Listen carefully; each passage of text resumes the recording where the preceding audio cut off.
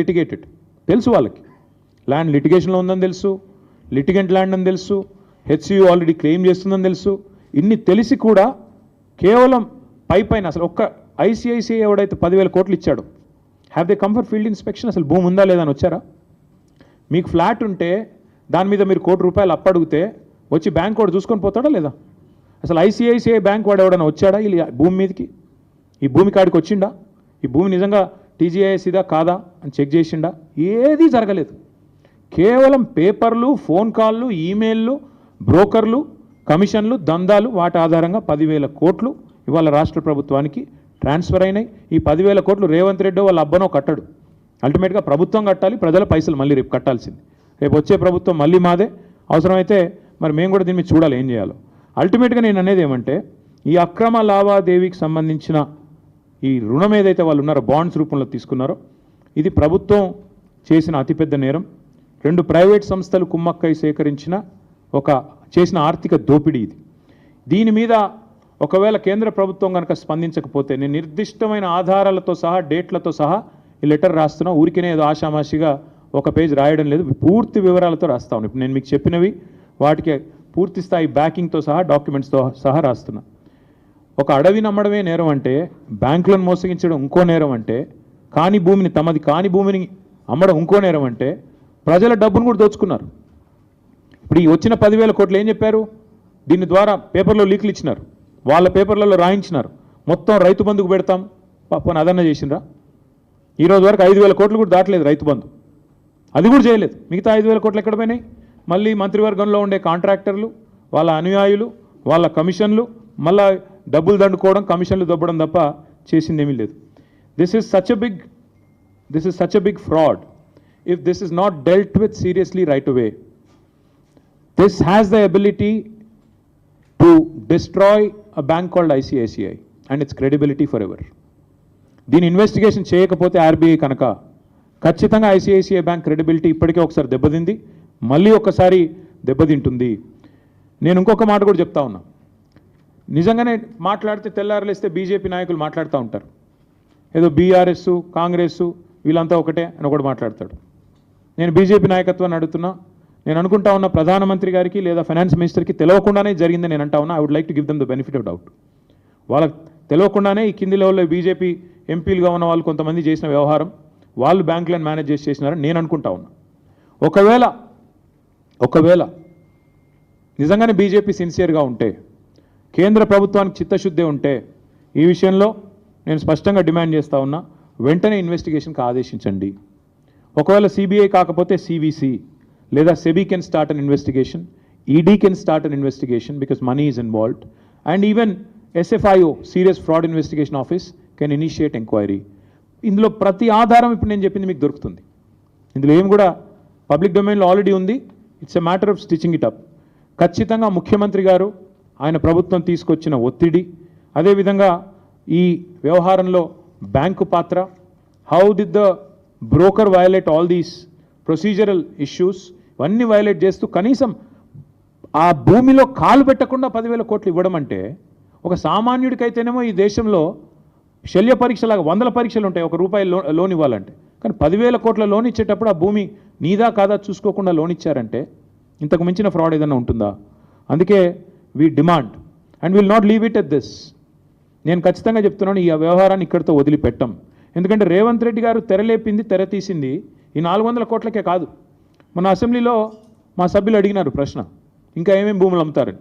ఇదే బ్రోకర్ ఎవడైతే trust advisor ఎవడో ఉన్నాడో వాడికే HMDA భూములు కూడా అప్పచెప్పారు. 60,000 కోట్ల విలువ చేసే భూములు వాడికి అప్పచెప్పారు. సో దీనికి ఇక్కడితో అడ్డుకట్ట వేయకపోతే ఇంకొక 60,000 కోట్ల దోపిడీకి కూడా రేవంత్ రెడ్డి గారి ప్రభుత్వం ఆల్రెడీ స్కెచ్ చేసింది, తెరదీసింది, రెడీగా ఉన్నారు. ఇది మాది కాదు, కావాలంటే అసెంబ్లీ ఆన్సర్ కూడా నేను మీకు పంపిస్తాను, మీరు చూసుకోవచ్చు. 60,000 కోట్ల విలువ చేసే HMDA భూములను కూడా ఇదే బీకన్ ట్రస్టీషిప్, అదేవిధంగా ఆ ఫ్రాడ్ ట్రస్ట్ అడ్వైజర్ ఎవరు ఉన్నారు వాళ్ళిద్దరిని కూడా మరి అప్పచెప్పి వాళ్ళ ద్వారా దోపిడీకి పాల్పడే ఆలోచనలో రేవంత్ రెడ్డి ప్రభుత్వం ఉంది. We demand that union finance ministry ask RBI to investigate this matter. వెంటనే సీరియస్ ఫ్రాడ్ ఇన్వెస్టిగేషన్ ఏజెన్సీ దిగాలి ఇందులోకి. SEBI also should focus on this.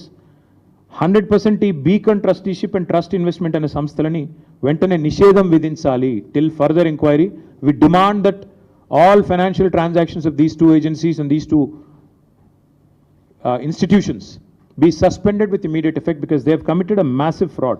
అట్లాగే ఈ చట్టవిరుద్ధమైన బాండ్స్ ఏవైతే వీళ్ళు తీసుకొని 10,000 కోట్లు కుంభకోణానికి తెరదీశారో వాటిని కూడా ఆర్బీఐ వెంటనే రద్దు చేయాలని చెప్పి కూడా మేము డిమాండ్ చేస్తున్నాం.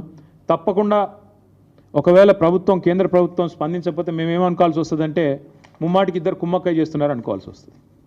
నిజంగా బీజేపీకి చిత్తశుద్ధి ఉంటే, కేంద్ర ప్రభుత్వానికి చిత్తశుద్ధి ఉంటే మీరు వెంటనే స్పందించండి. నిజంగానే మీకు ఈ వ్యవహారంతో సంబంధం లేకపోతే, నిజంగానే ఈ వ్యవహారంలో మీరు నిక్కచ్చిగా ఉన్నట్టయితే వచ్చి ఆందోళన చేశారు కదా, హెచ్సియు భూములు అమ్మొద్దు అది అని చెప్పి ధర్మేంద్ర ప్రధాన్ గారు ఉత్తరం రాసినారు. తర్వాత ఏబీవీపీ వాళ్ళు గొడవ చేశారు. తర్వాత ఎమ్మెల్యేలు కూడా అరెస్ట్ అయ్యారు బీజేపీ వాళ్ళు. మరి if you are serious then immediately call for an enquiry. లేకపోతే ప్రజలు ఖచ్చితంగా ఇద్దరు కలిసే చేస్తున్నారు ఇది అనుకునే ప్రమాదం ఉంది. అందుకే this letter details out everything.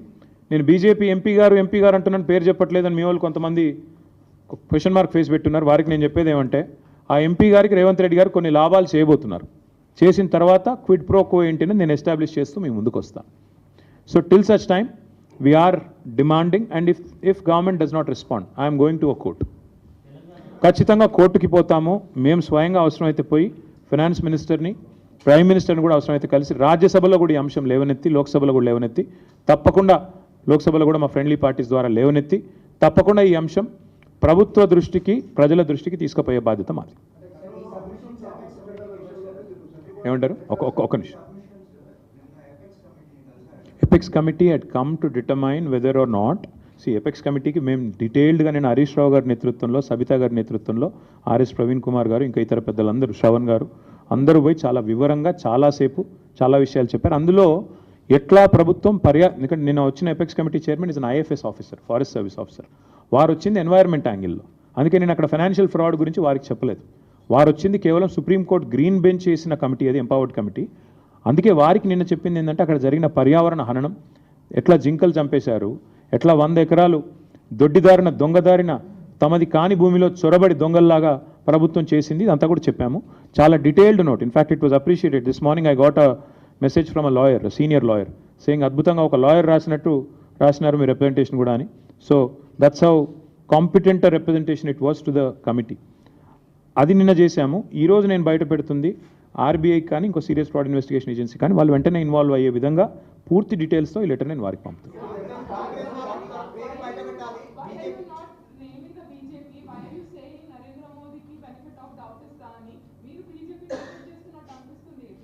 అంటే శిక్ష వేసే ముందు ఎప్పుడైనా కూడా you have to give somebody some time. ఒకవేళ నిజంగానే ఇన్వెస్టిగేషన్ ఆర్డర్ చేయలేదనుకోండి, then we have to say okay, obviously కలిసి కుమ్మక్క ఉన్నారు కాబట్టి రేవంత్ రెడ్డిని, ఇప్పుడు నేను simple I'm asking you this and I'm asking through the media, I'm asking BJP as well. Narendra Modi గారు పార్లమెంట్ ఎన్నికల ప్రచారానికి వచ్చారు. వచ్చినప్పుడు ఇక్కడ ఆర్ఆర్ ట్యాక్స్ వసూలు అవుతుందని చెప్పారు. Rahul Revanth tax per square feet, సరే ఆయన ఎంత చెప్పారు నాకు గుర్తులేదు కానీ 200 రూపాయలు వసూలు చేస్తున్నారంట. Friends and family benefit package ఏదో ఉందంట, అక్కడ 100 రూపాయలంట. అది జరుగుతుందని మోడీ గారు చెప్పారు, ప్రధానమంత్రి. వచ్చిన తర్వాత మరి ఇప్పటికీ పార్లమెంట్ ఎలక్షన్స్ అయిపోయి దాదాపు సంవత్సరం అయినట్టుంది, జీరో యాక్షన్. అమృత్ స్కామ్లో రేవంత్ రెడ్డి గారి బావమరిదికి డైరెక్ట్గా 1137 కోట్లు, Amrit is central government scheme, డబ్బులు దారి మళ్లించారు, తప్పుడు పని చేశారని చెప్పి నేను ఆధారాలతో సహా యూనియన్ అర్బన్ డెవలప్మెంట్ మినిస్ట్రీకి నేను పోయి కంప్లైంట్ చేశాను, మనోహర్ లాల్ ఖట్టర్ గారికి, జీరో యాక్షన్. అట్లాగే ఈరోజు ఈడీ పొంగులేటి శ్రీనివాసరెడ్డి గారు తెలంగాణ రెవెన్యూ మినిస్టర్ ఇంటి మీద రైడ్ అయితే ఇప్పటికి దాదాపు 6 నెలలు అయింది. ఈడీ మాట్లాడదు, పొంగులేటి మాట్లాడాడు, అది అట్లాగే ఉంది. సో ఇది కూడా అదే కోవలో కలిపేసి కాంగ్రెస్ బీజేపీ ఒకరినొకరు కాపాడుకుంటూ పనిచేస్తారా, లేదా నిజంగానే ఇన్వెస్టిగేషన్ ఆర్డర్ చేసి కాదు మేము నిజాయితీగా ఉన్నాం, కాంగ్రెస్ ప్రభుత్వం చేసిన ఈ ఆర్థిక దోపిడీ విషయంలో మేము సీరియస్గా ఉన్నామని రుజువు చేసుకుంటారా? Let us give them the benefit of doubt and also some time. If they don't come forward for an investigation, maybe within 1 week, 10 days, I'll go personally and complain. అప్పుడు కూడా స్పందించకపోతే అల్టిమేట్ డెమోక్రసీలో ప్రజాకోర్టే పెద్ద కోర్టు, ఆడికే పోతాం, ఆడనే చెప్తాం ఇద్దరు దొంగలు తోడు దొంగలు కుమ్మక్కైనారని చెప్తాం. ఏముంది అందులో? అంత టెన్షన్ ఎందుకు బ్రదర్? దొంగ చేతికి నేను ఇప్పుడు తాళాలు ఇవ్వదలుచుకోలేదు. దొంగ అని చెప్తున్నా. ఆయనకు తెలుసు నేను ఎవరి గురించి మాట్లాడుతున్నా, ఆయనకు తెలుసు. ఒక్క నిమిషం తొందరపడకండి. దొంగ చేతికి తాళాలు నేను ఇప్పుడే ఇవ్వదలుచుకోలేదు. ఆయన ఎవరో ఆయనకు తెలుసు, రేవంత్ రెడ్డికి కూడా తెలుసు. ఇంకా నేను ఎక్కువ చెప్తే మీకు కూడా క్లూ వచ్చేస్తుంది, మీరు పట్టేస్తారు. మీరు చాలా తెలివైన వాళ్ళు ముందే.